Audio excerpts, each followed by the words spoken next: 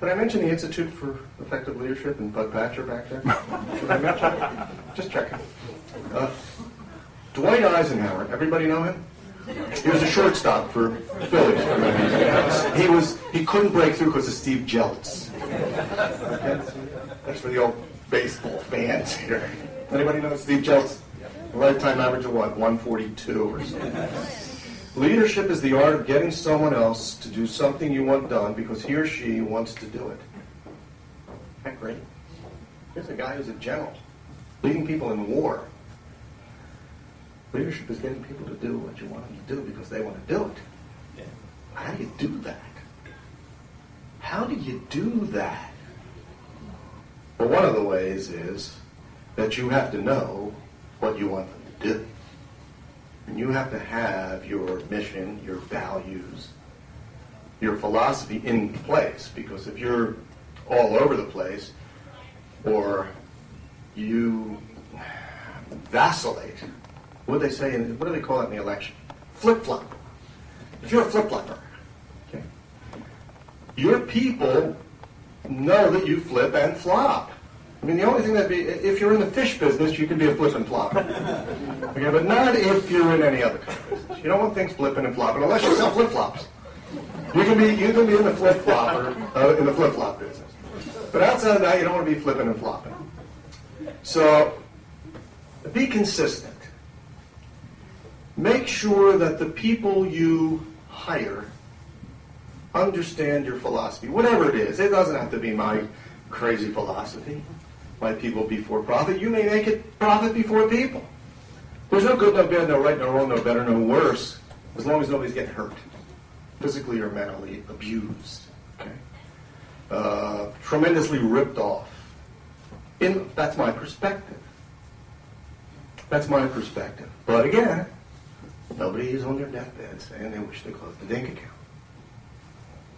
So I was at my 30th birthday party thing to go 15 minutes back. Okay. I'm on a time machine. I have two friends. They've both been my friends for, one for about 54 years. You don't have to say it. You don't look it. I know. Okay. One for 54 years and one for about 53 years. Okay. We were embryos together at St. Luke's Hospital. And my buddy Ronnie's girlfriend called me. They lived together, not in Langhorne, actually. And she said, "I'd like you to talk at his party." And I said, "Okay, I'll talk about Ronnie and our lives together and what a wonderful guy he is."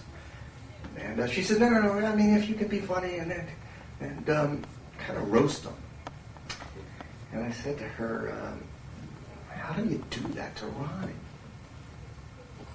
He is the quintessential," I don't know if anybody speaks this language, mensch. You know what a mensch is? A good soul. He's just good through and through. He wouldn't hurt a fly. He's a sweet, nice guy. He's a mensch. Okay? It's native tongue. It's Canadian. Those Canadians, I'll say, they come up with the most amazing words.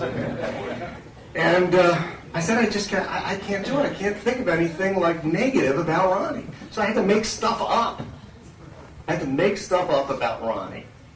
And that, to me, is when it's my time, when I get the calling, the knock comes, "Dan, it's your time." I said, "Is it really my time? The Phillies haven't won the World Series yet again." "Nah, it's your time. We'll win later." "You'll be able to see it, though, okay? You get a good perspective on it." That's what I want people to say. I want people to say that guy was a mensch. He's just a good soul. He cared about people. His people before profit meant something. And he led us in a way that we could all go to sleep knowing that we made the world a better place. Perspective to me is probably the most important aspect of life. And I don't know how many of you do this. I mean, I had a life-changing experience when I was in college the first or second time, whatever it was. It took me as many years to graduate as it did to build a company from one person to 55 stores and 550 employees. But I was speaking to a woman. Yeah, here's the thing. I went to Community College of Philadelphia. Okay? I got into MIT and Community College of Philadelphia, and MIT was just too far. So I went to CCP. It was MIT or CCP. And actually, I went to Central. If you know Central, it was an academic school, and I graduated with high marks. They were all on my face. And so I went to CCP, and I was talking to a woman, and all of a sudden, I had a whole different perspective. I was kind of like viewing it from above. You know? I'm watching myself talk to this woman. Ever happened to you? You ever take that 50,000-foot view of your life? You say, like, right? Did I just hear somebody like, was that like a train again or what? You know, I kind of had this feeling that, you know, look at yourself. Look at yourself. How are you acting with this person? How is your energy affecting the people around you? Are you bringing them down? Are you lifting them up? Are you making them scared? Are you freaking them out? Who wants to freak anybody out? I want that account now. Okay. I had a client once. They used to walk in and say, "Are there any sales yet?" Huh? You know, how about if you go through the process of realizing what it takes to get a sale? It takes building relationships. It takes time.